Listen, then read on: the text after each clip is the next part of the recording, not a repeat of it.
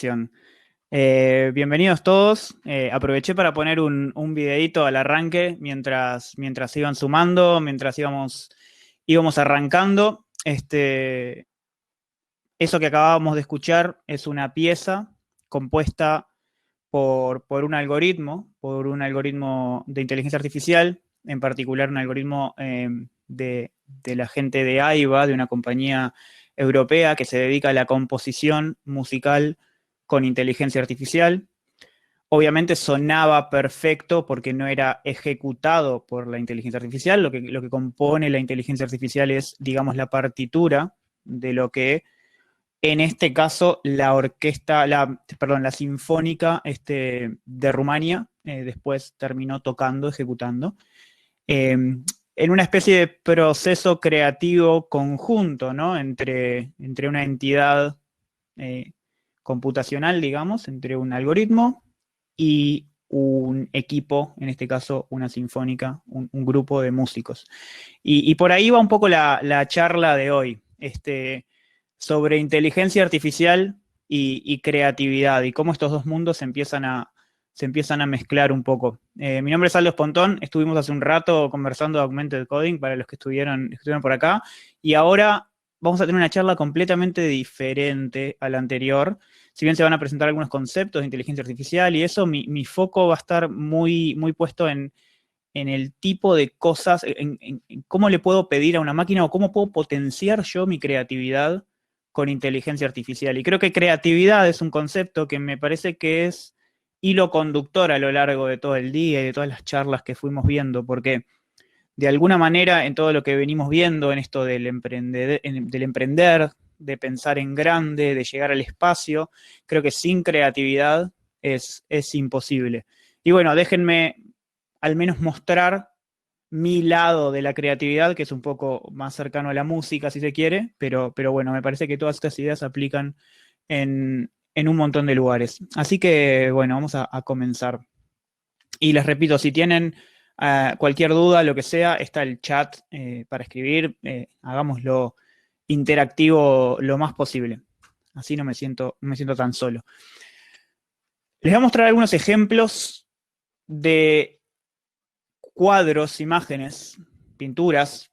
No me gusta decirle pinturas porque no hay pintura química involucrada, ¿no? Pero estas son imágenes generadas con inteligencia artificial. Y hay distintos ejemplos, ¿no? Hay distintos lugares en los que este tipo de generación con AI empieza a tener impacto, ¿no? Acá hay otros ejemplos, una pintura un poco más diferente, un estilo distinto.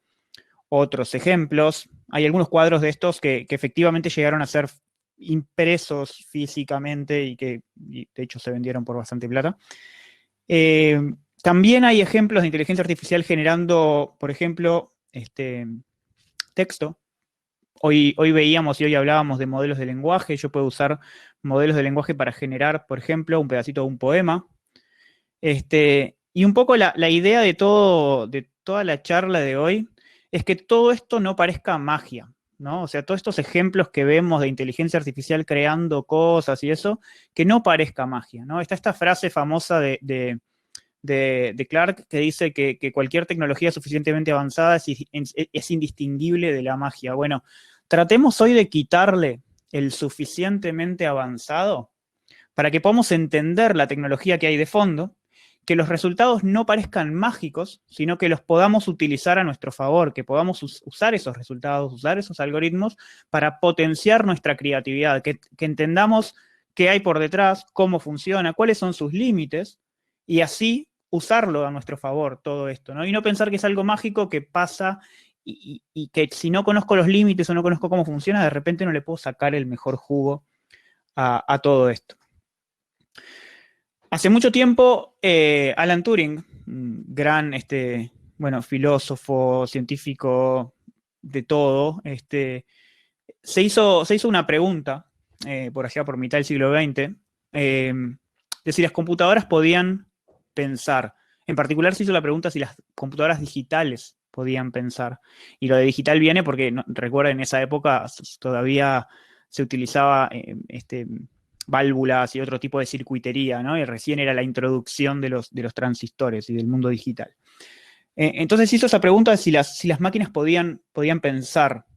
Y termina ese manuscrito que publicó en el 51 con un pensamiento, con una reflexión, diciendo que si nosotros consideramos al cerebro como una máquina adecuadamente programada, entonces una computadora adecuadamente programada podría llegar a pensar o podría llegar a comportarse como un cerebro. Eso es importante porque hace la distinción entre pensar y comportarse como un cerebro. Y eso es súper importante porque me parece que es la línea conductora de casi todo lo que vemos en AI, ¿no? Y toda esa discusión entre inteligencia, no inteligencia, ilusión de inteligencia o todo esto. ¿Qué pasa si estiramos un poco esa pregunta, forzadamente, y decimos, está bien, una computadora puede llegar a pensar, sí, no, puede llegar a comportarse como un cerebro, sí, no. ¿Pero puede una computadora ser creativa? ¿Puede una computadora crear? Y justamente esta respuesta, o al menos desde mi lado, que soy más ingeniero que otra cosa, necesito una definición de creatividad para poder ponerle marco a este problema, ¿no? Porque no sé responder esta pregunta, pero tratemos de definir creatividad y ver si podemos, en base a una definición de creatividad, acercarnos a una respuesta. Y algo que quiero que quede claro dentro de esta charla, no pretendo que respondan esta pregunta, ni pretendo responderla, creo. Lo que voy a hacer es tratar de mostrarles un montón de ejemplos que me llegan muy de cerca para ver si al menos, si ustedes tienen un no como respuesta, al menos en esos casos me gustaría que se vayan con la duda. Si tienen un sí, mejor, están de mi lado. Pero si tienen un no, al menos que se vayan con la duda. Entonces vamos a ver. Definición de creatividad. Hay dos que me gustan. Una es la definición de manual, la definición de diccionario, ¿no? Creatividad es la habilidad de crear. El tema es que esa definición se queda corta porque es muy fácil decir que una computadora es creativa si tiene la habilidad de crear. Les mostré un montón de ejemplos de cosas creadas con computadora, creadas por un algoritmo. Si fuera por esa definición nomás, ya está, cerramos acá la charla y las computadoras son creativas. Entonces, vayamos un poco más allá. Una definición más linda es que la creatividad es el uso de la imaginación o de las ideas originales, especialmente en la producción de trabajos artísticos. Y ahí es donde me parece que la pregunta de una computadora puede ser creativa cambia a, ¿una computadora puede tener imaginación? ¿Una computadora puede tener ideas originales? De vuelta, lo único que hice fue cambiar la pregunta, no agregué nada al problema, y lo voy a tratar de responder o al menos de generar una duda con un montón de ejemplos. Pero previamente a eso, déjenme repasar un montón de conceptos. Y les recuerdo nuevamente, está el chat para cualquier cosa que necesiten. O sea, así lo hacemos interactivo. Conceptos básicos. ¿Qué es la inteligencia artificial? Yo creo que todo el mundo acá habló de inteligencia artificial alguna vez, o entendió, o escuchó, o lo que sea, pero ¿qué es la inteligencia artificial? Y es un concepto bastante viejo, tiene de hecho algunos siglos el concepto de inteligencia artificial, ¿no? Los primeros conceptos, las primeras menciones a la inteligencia artificial aparecen con el mecánico turco, aquella idea o ilusión de inteligencia que puede tener un usuario cuando interactúa con una máquina, cuando adentro de esa máquina hay una persona manejándola, pero que el usuario no sabe. Esa idea de ilusión de inteligencia me parece que permanece hasta ahora, ¿no? La idea de inteligencia artificial es la idea de crear una máquina que se comporte con una inteligencia similar a la de un humano, en alguno de los aspectos. Dentro del mundo de inteligencia artificial existe el mundo de machine learning. Una de las formas de crear programa, software, con esa ilusión de inteligencia, es el aprendizaje a través de los datos, es el crear algoritmos que aprendan a través de los datos. Y eso es lo que se llama machine learning o aprendizaje automático. Es crear algoritmos para darle a las máquinas la capacidad de tomar una decisión en función de datos. Y Deep Learning me parece importante destacarlo, pese a que no voy a usar poco este concepto, pero me parece importante destacarlo porque Deep Learning es dentro de este aprendizaje automático, dentro de este aprendizaje a partir de los datos, hay una rama más moderna que es la rama que tiene que ver con las redes neuronales, los modelos un poco más modernos, modelos profundos, redes neuronales profundas, por eso se llama Deep Learning, que es muy importante en el área de creatividad, porque ha destrabado varios de los problemas para trabajar con datos, con generación de audio, con generación de música, con generación de imágenes, etcétera. Se han atacado con Deep Learning, es importante tenerlo. ¿Cuál es el impacto de la inteligencia artificial? ¿Cuál es el impacto del Machine Learning en particular? Si quiero ser un poquito más acotado. Nosotros veníamos, cuando diseñamos un programa, ¿no? Teníamos un paradigma viejo, entre comillas, en realidad un paradigma más tradicional, ¿no? Imagínense que yo tengo un proceso, que yo quiero escribir un código para ese proceso, ¿no? Que me lleve de una determinada entrada a una determinada salida. Ese proceso necesita una lógica, ¿no? Una serie de pasos, ¿no? A ejecutar. Y en este paradigma tradicional, digamos, esa lógica se define de forma manual. Yo escribo instrucción tras instrucción la lógica para ese proceso. En el nuevo paradigma, este paradigma que venimos a vivir ahora con el Machine Learning, con el aprendizaje automático, nosotros de vuelta tenemos un proceso, queremos escribir un proceso que lleve una determinada entrada a una determinada salida. Ese proceso de vuelta requiere una lógica, pero esa lógica ahora no es más generada de forma manual, sino que esa lógica la genera, es salida de otro proceso, que es el que sí diseñamos como data scientist, digamos, que es el proceso que nosotros llamamos entrenamiento. Entrenamos la lógica de lo que queremos que un programa haga. ¿Y cómo la entrenamos? En función de ejemplos, ¿no? O una forma de entrenarlos en función de ejemplo.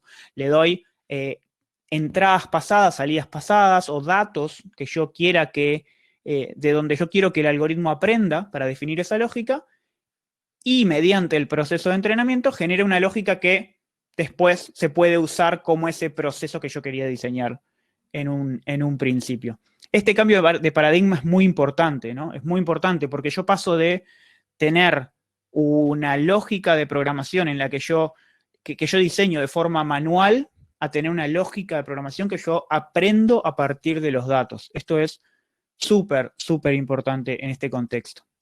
Y como les decía, no voy a entrar mucho en Deep Learning, solo un slide, pero algo lindo del Deep Learning, algo destacable del Deep Learning, más allá del uso de las redes neuronales y el uso de estos modelos muy, muy grandes que imitan de alguna manera o que modelan de alguna manera el funcionamiento del cerebro humano, está el concepto de neuronas, ese tipo de cosas.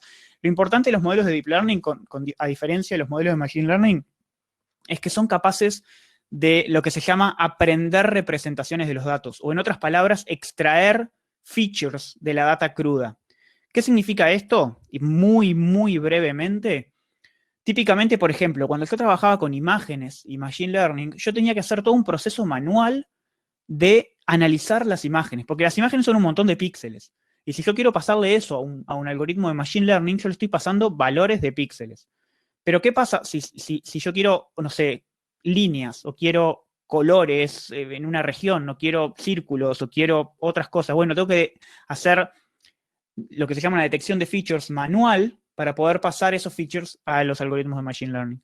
En el caso de Deep Learning, esa detección de features, líneas, círculos, esquinas, bordes, lo que sea, se da de forma automática y se aprende junto con la tarea que yo le estoy queriendo enseñar a la máquina. Eso es importante porque yo a partir de ahora le tengo que dar datos a los algoritmos de Deep Learning de forma cruda y que el algoritmo sea capaz de tanto aprender la mejor representación para el problema que yo quiero resolver como el problema en sí mismo. Entonces, bueno, espero que más o menos hayan quedado claros esos conceptos.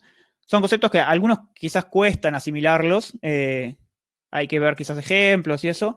No son tan difíciles como parece, pero bueno, capaz que la mejor forma es ver ejemplos. Entonces vamos a ver algunos ejemplos de cómo se aplica la inteligencia artificial, cómo se aplican estos modelos de Machine Learning, de Deep Learning, en particular en el mundo imágenes y audio y en el mundo que yo me quiero meter ahora que me sirve para la creatividad.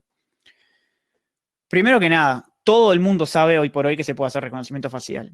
Es muy bueno el meme el reconocimiento facial hoy por hoy, no es que no existiera antes de todo este tema de Machine Learning y Deep Learning, sí existía.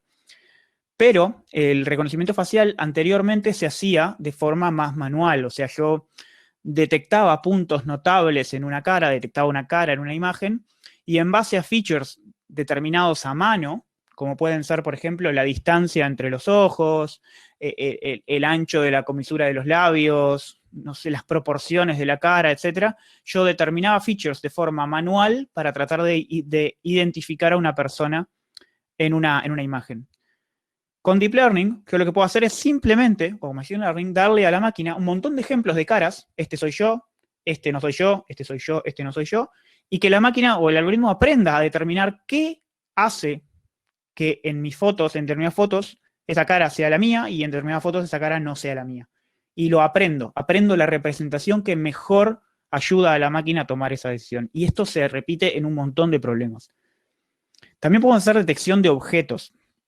Para los que tengan algunos años quizás en el mundo de visión por computadora, este tipo de problemas, hace 10 años hacer esto, detectar objetos a nivel, digamos, de píxeles, era un problema bastante complejo, porque uno para detectar objetos en imágenes tenía que de vuelta escribir heurísticas a mano, definir el objeto que uno quería encontrar para tratar de ir a buscarlo en la imagen. En este caso, para el caso de Machine Learning, Deep Learning, es al revés. Yo lo que tengo que hacer es darle a la máquina un montón de ejemplos y que la máquina lo defina, que la máquina aprenda a determinar qué hace a determinados píxeles formar parte de una persona, qué hace a determinados píxeles formar parte de un auto, de una guitarra, de lo que sea, de un libro. Eso es súper importante, ese concepto. Uno de los desafíos más grandes dentro del procesamiento de imágenes hace unos años es lo que se llamaba el image captioning o la descripción de imágenes, ¿no? Dada una imagen, quiero generar un texto que describa la imagen. Hoy por hoy, estamos hablando de ya 2020, quizás este desafío no suene tan grande, pero hace 3 años esto era un desafío muy complejo, el mezclar un modelo de visión con un modelo generativo de lenguaje. Y de hecho se pudo hacer, bueno, con esa solución, ¿no? Mezclando un modelo de entendimiento de visión con un modelo de generación de lenguaje, se puede tener algo entrenado para que si yo le doy una imagen, la salida de ese modelo es una frase que describe la imagen. En este caso, una foto de cerca de un plato con comida y brócoli.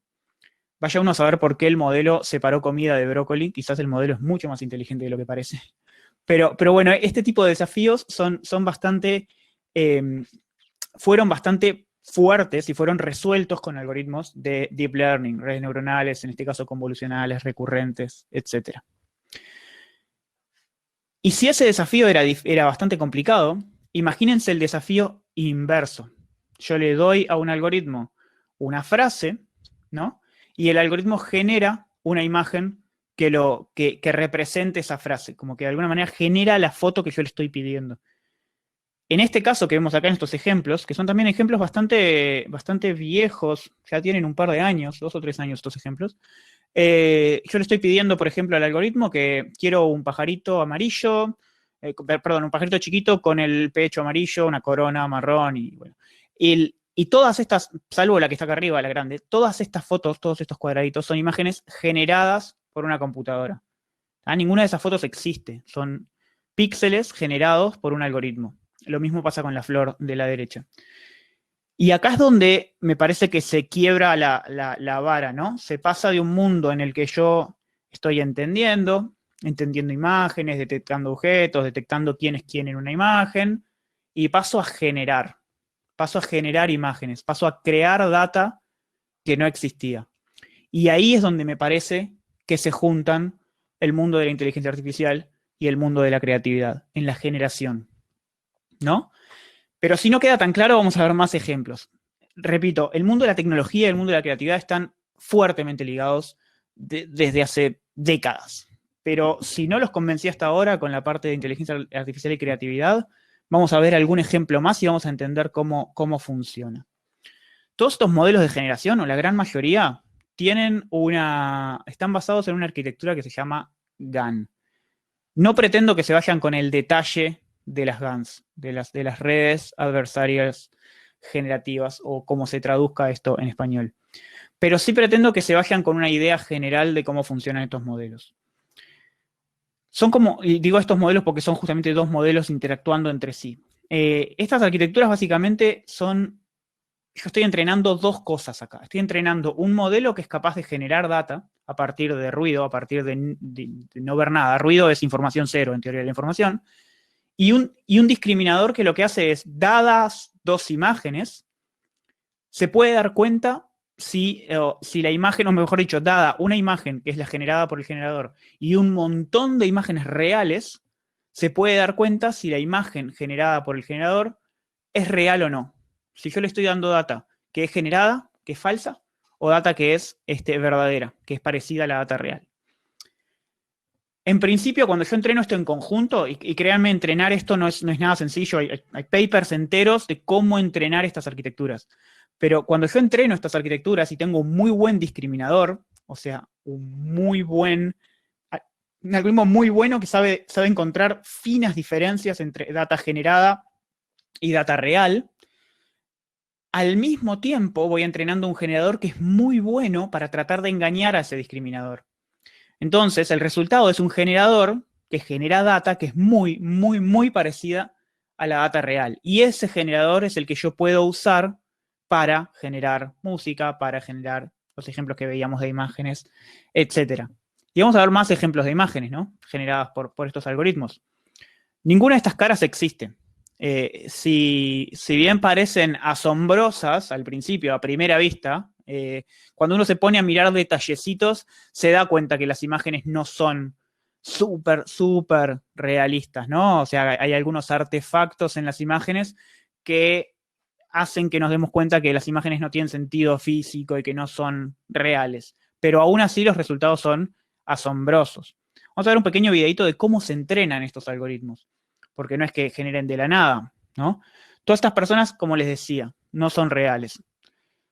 Este es un algoritmo de generación de fotos en alta resolución, son fotos de casi 1 megapíxel, ¿no? O más de 1 megapíxel, de las caras de personas. Y todas lucen como celebridades porque justamente este algoritmo fue entrenado con un montón de fotos de celebridades. Entonces, claro, las fotos parecen fotos de actores, fotos de celebridades.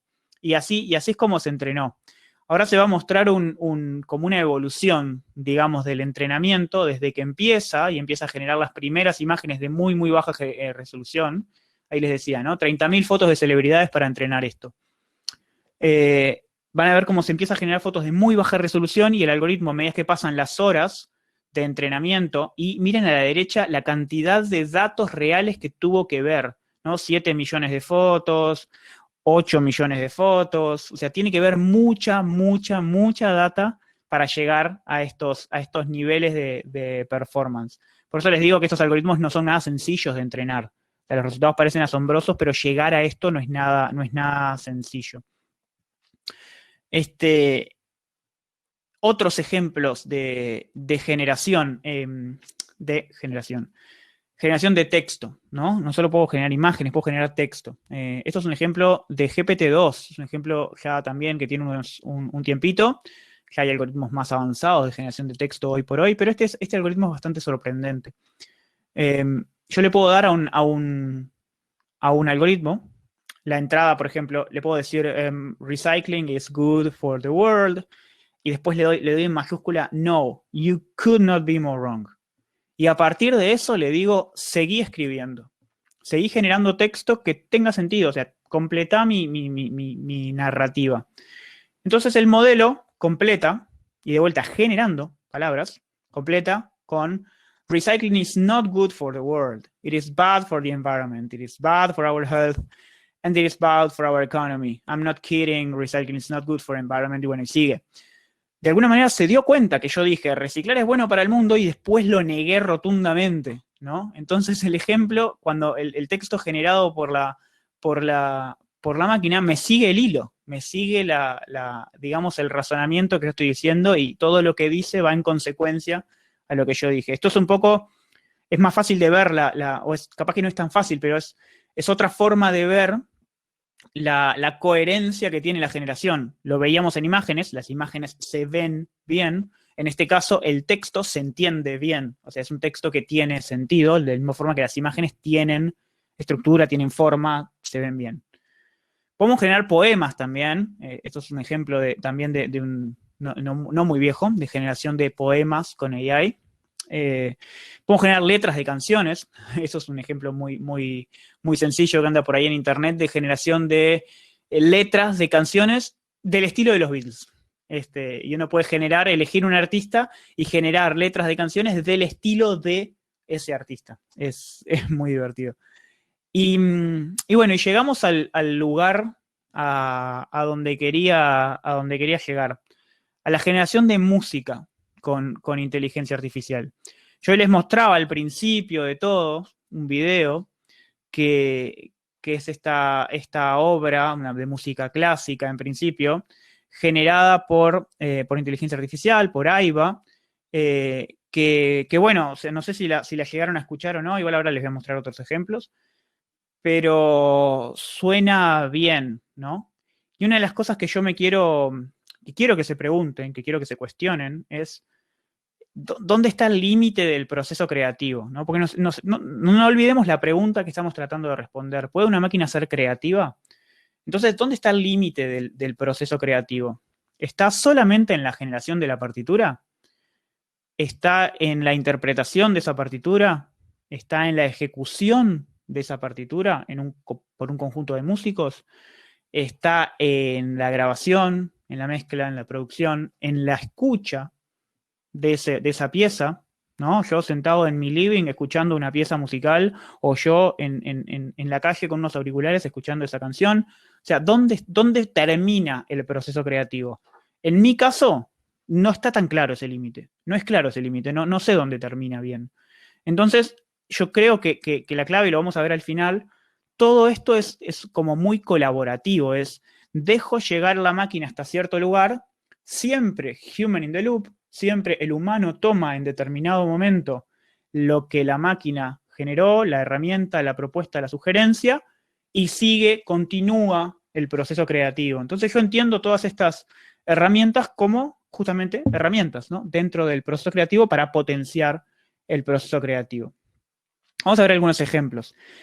El mismo AIVA que les contaba hoy, los mismos algoritmos, si bien están súper enfocados en música clásica, también han generado cosas, por ejemplo, de este estilo. Cosas que ellos categorizan como rock. No es tan rock, pero digo, tiene el estilo medio pop, así, medio instrumentación, digamos, moderna. Vamos a escuchar un pedacito.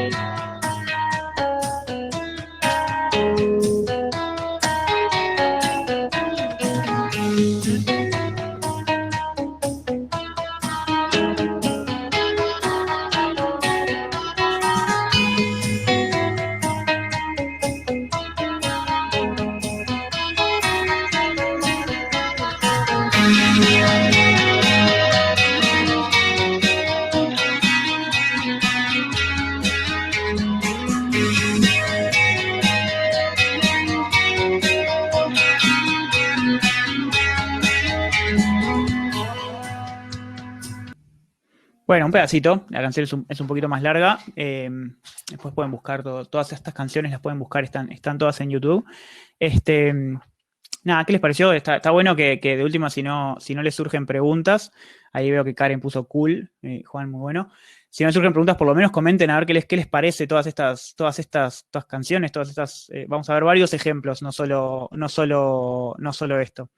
Me gusta que Adela dice, parecería que el límite está en la interpretación del receptor usuario. Estoy mucho más de acuerdo con eso que con el límite, por ejemplo, con poner el límite en la generación de la partitura, por ejemplo. Y ahí, Ignacio, consulta, ¿es fácil hacerlo para alguien que no esté en AI? Me guardo esa pregunta para dentro de 8 minutos y lo vemos. Este tema se llama, esperen, voy a hacer escape porque se llama On the Edge, lo pueden buscar para quien preguntaba ahí cómo se llama On the Edge, es un rock generado por AI. Vuelvo a la presentación. Y vamos a ver otros ejemplos. Volvemos a la música clásica. Otro ejemplo de Aiba. Eh, a ver qué les parece.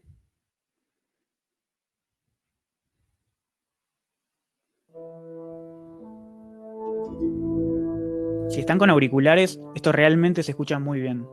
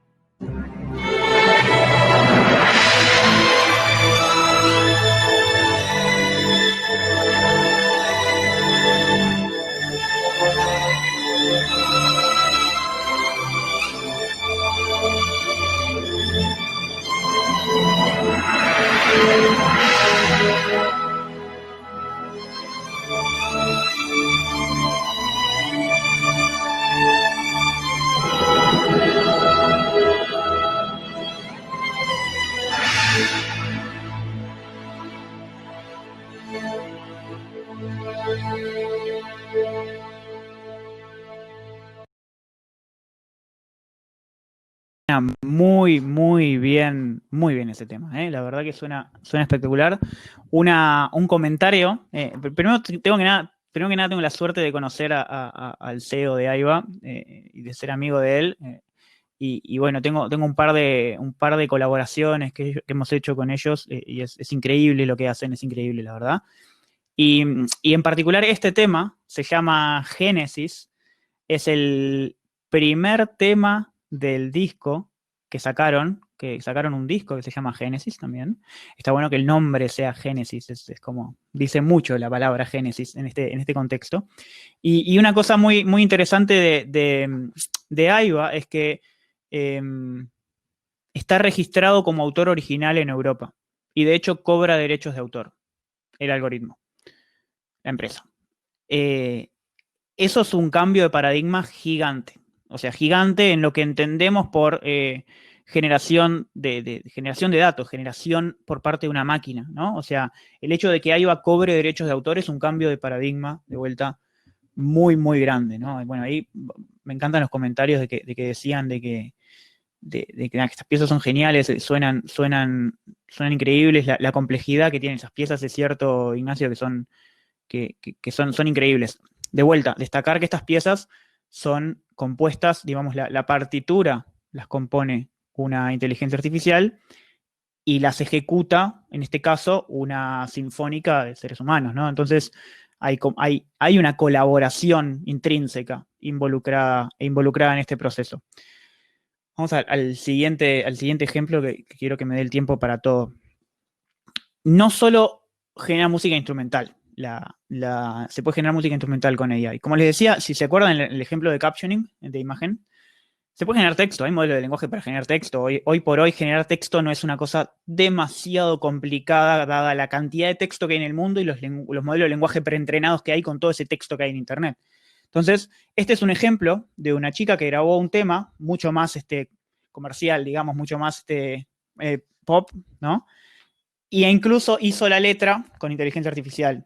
Y si prestan atención a la letra, hay un par de frases que están muy bien en su contexto, digamos. Vamos a escuchar que creo que es el último que tengo. Se llama Break Free.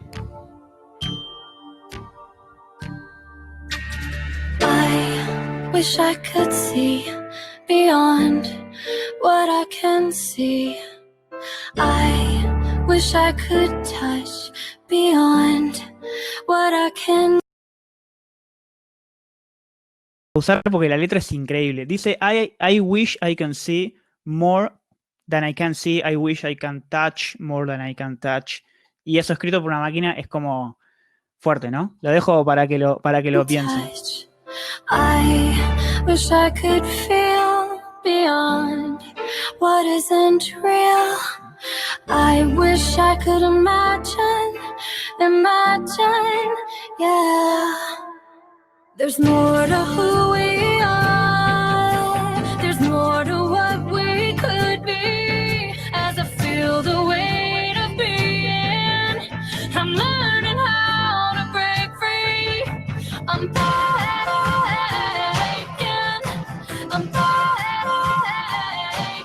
free. I'm breaking down, breaking free. I wish I could smell beyond what I can smell. I wish I could taste beyond what I can taste. I wish I could sense beyond the present tense. I wish I could imagine, yeah. There's more to who we are. Tiene un par de estribillos más, pero bueno, ya quedó la idea del tema. Es buena la composición. Está muy buena también la propuesta artística del video, ¿no? Que de alguna manera hace esa contraparte entre una versión muy digital del artista, ¿no? Con ese fondo naranja, ese duotono ahí, y una versión mucho más natural en la playa, digamos, alejada de toda tecnología. Eso está buenísimo. Me encanta la propuesta de este video.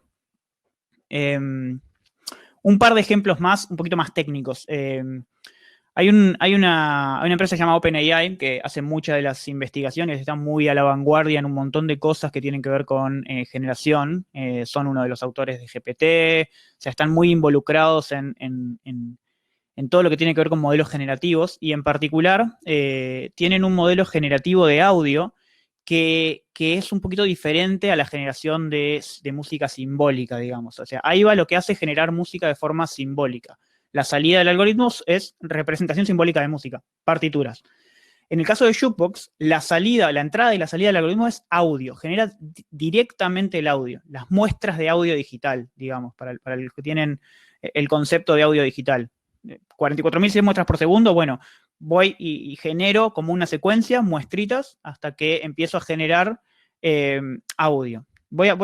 Para mostrarles ejemplos tengo que parar de compartir pantalla y volver a compartirles otro tab, pero quiero mostrarles ejemplos de Jukebox. Share audio, no me tengo que olvidar. No quiero, hay un montón de ejemplos que se pueden escuchar, están todos en SoundCloud, pero quiero mostrarles, por ejemplo, no quería hacer eso, disculpen, quería hacer ese clic. Quiero mostrarles, por ejemplo, esto es ¿qué hicieron? Agarraron el estilo de música de Kanye West, pero generaron un hip hop con la letra de Lose Yourself de Eminem, cantado en el estilo de Kanye West. Y el resultado fue este.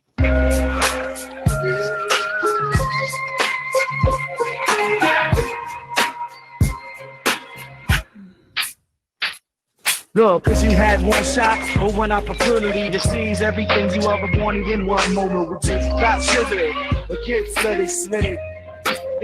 Yo, this palms are sweaty, measly palms are heavy, this bombing on the sweater already, mom, forget it, he's nervous, but on the surface he looks strong and ready to drop bombs, but he don't forget and what he don't get. O sea, si conocen la canción original de Eminem, el estilo de Kanye West, el resultado es bastante asombroso de lo que han logrado.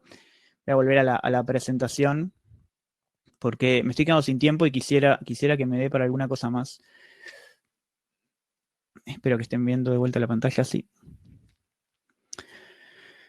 Y volvemos al punto de componer música con AI. Todo esto que veníamos es esto. Y creo que no me acuerdo quién, ya no me acuerdo el nombre, disculpen, no me acuerdo el nombre de quién preguntaba, creo que era Ignacio que preguntaba, ¿se puede hacer esto sin conocer de AI? Y la respuesta es que sí. AIVA propone esta empresa AIVA tiene una interfaz, uno no tiene que entender todos los modelos y colgarse con esas cosas, sino que tiene una interfaz en la que uno puede entrar y componer música, básicamente eligiendo un montón de parámetros. De hecho, eso lo hice, lo he hecho varias veces. A ver si puedo compartirles la interfaz de AIVA. Déjenme un segundo. Perdón que esto no estaba planificado. Pero esa es una interfaz de AIVA y bueno, hay que tener una cuenta y eso, y hay distintos pricings y se puede hacer gratis también. Y uno puede, básicamente, crear un track, ¿no? O sea, de distintos tipos de estilos, no sé, jazz, por ejemplo, quiero que sea medianamente ni rápido ni lento, vamos a pedirle poco, entre 30 segundos y un minuto, una composición, a ver qué pasa. Y es esta composición que se está generando acá abajo. Y bueno, se va a generar una pieza musical en función a lo que yo le pedí, yo me puedo descargar las partituras, etc. Hace un tiempo yo hice eso, y de hecho es una de estas composiciones, no me acuerdo cuál, creo que es esta, no me acuerdo cuál. Y dije, bueno, me voy a bajar la partitura, voy a tocar los instrumentos de la partitura y voy a grabar la canción como si yo pudiese tocar todos los instrumentos. Y bueno, en realidad son 3 instrumentos nomás, contrabajo, piano y guitarra. Contrabajo y piano están sintetizados y guitarra la grabé y de hecho algo que puedo hacer, que estaba acá medio en los planes, pero que me voy a animar a hacerlo, es tocarla en vivo. Ya que estamos acá jugado por jugado, digamos, puedo perfectamente ponerme a sonar de fondo, mientras voy a aprovechar a agarrar la guitarra. Lo que van a escuchar de fondo es la partitura del piano y la partitura del contrabajo sintetizadas, ¿no? Y grabadas, y la guitarra tocada por mí porque me acuerdo de la partitura. No sé si estaba tan 100% en los planes, pero bueno, ya que estamos acá y ya que es tarde, jueves, vamos a hacerlo. ¿Escuchan? La guitarra se escucha, ¿no? Yo la escucho, así que entiendo que sí. Así que sí, perfecto. Bueno, vamos a ver qué sale, ¿no? Esto no está chequeado, no lo hablé con nadie. Espero que no me maten.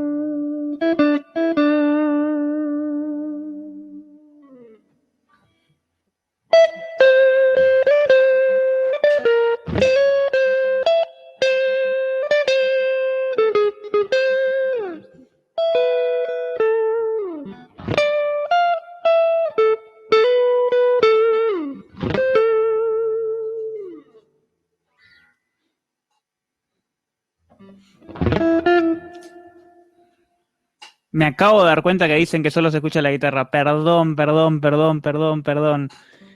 Gracias, Gabriel. Tengo que compartir. Qué vergüenza, qué embole, porque además me había recolgado tocando. Voy a compartir de vuelta la pantalla. No me odien, es jueves, es tarde. Tenía que haber cliqueado acá en Share Audio. Perdón, perdón, perdón. Va de nuevo, no me maten. No sé si vale la pena, pero bueno, me saco las ganas. Ahora van a entender lo que estaba pasando.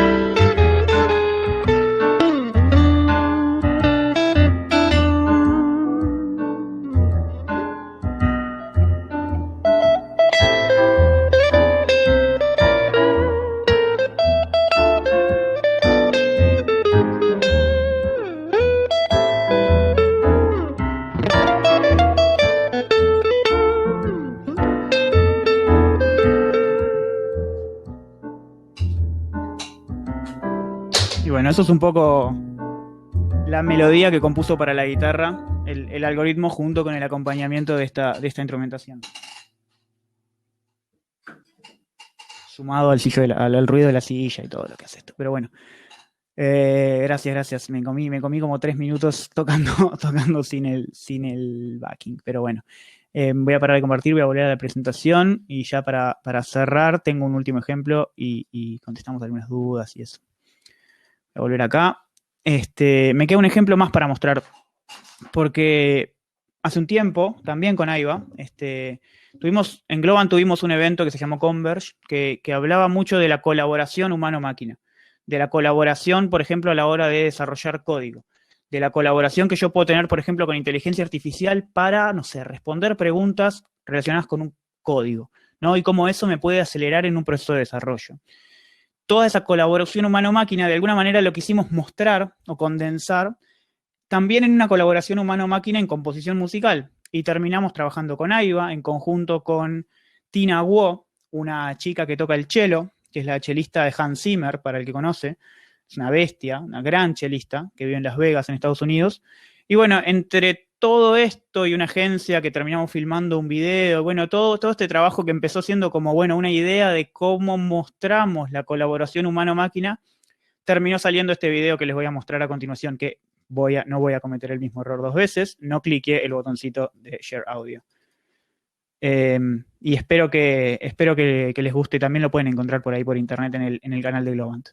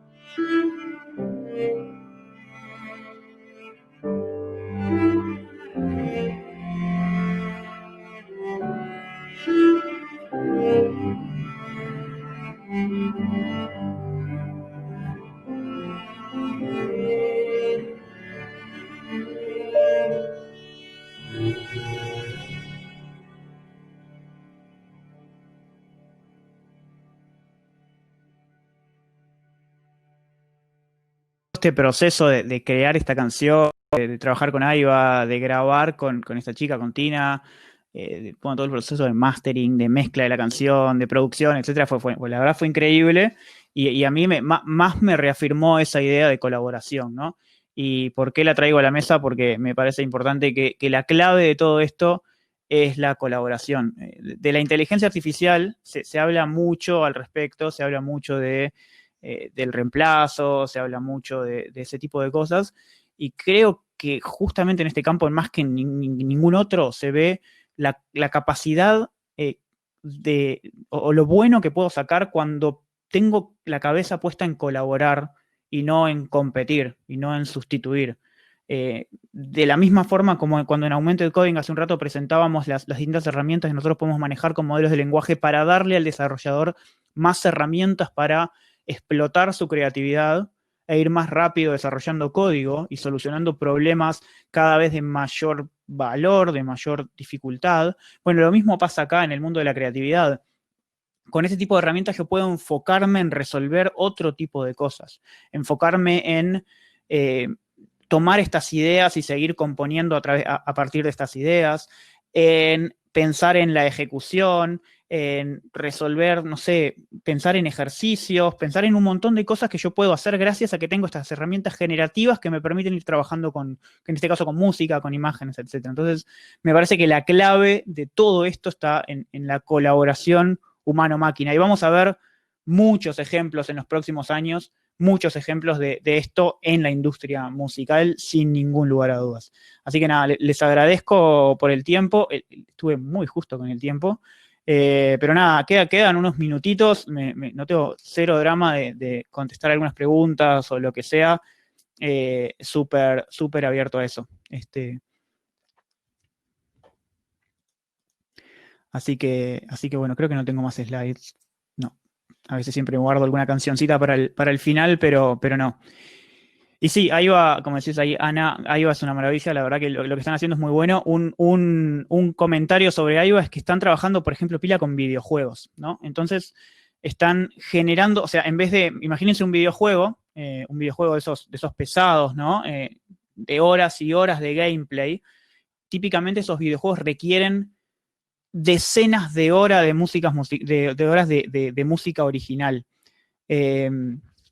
Y con algoritmos de este tipo, voy a parar de compartir pantalla, con algoritmos de este tipo, uno puede embeber el algoritmo en el juego y que la música se genere mientras uno juega, ¿no? Que la música se genere en función de lo que está pasando en el juego. Entonces tengo como música infinita para mi juego. Es muy buena, es muy bueno ese concepto, eso que están trabajando en Aiva. El video que pasé, puedo compartirlo, sí, si quieren se los busco en un segundo y se los comparto. Y ya con eso me despido. Un segundo. Se lo encuentro rápido. No era tan rápido de encontrar. Ah, sí, mira, lo encontré rápido. Ay, no lo encontré tan rápido, pensé que era y no era. Ya voy. Al parecer hay muchos videos en YouTube que dicen Aldo y Globant al mismo tiempo. Compartir, copiar. Y acá les dejo el link del video con Tina. Se los dejo ahí en el chat. Así que, bueno, nada, ya siendo la hora casi, y si no hay muchas consultas, los dejamos por acá. Y bueno, nada, les agradezco a todos los que estuvieron presentes en esta y en todas las presentaciones del día. Hubo de todo, cosas en paralelo. Así que nada, muchísimas gracias a todos. Que tengan súper lindo fin del día. Chaucito.